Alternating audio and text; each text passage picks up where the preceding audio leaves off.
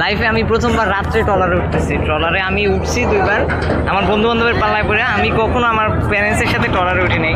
Recently একবার আমার বন্ধু বান্ধব বৈশাখীতে আমার ঘুরতে নিয়ে গেছিলো ট্রলারে। আর সেকেন্ড টাইম মানে ওই দিনই 2বার চড়া হয়েছিল এই পাড়ার ওপার। আর সেকেন্ড টাইম এখন রাত্রে। আমি আসলে নাইট বেশি এনজয় করি ডের চেয়ে, রাত্রে ভালো লাগে ডের চাইতে। এই জন্য একটু আসলাম রাত্রে ঘুরতে, দেখি।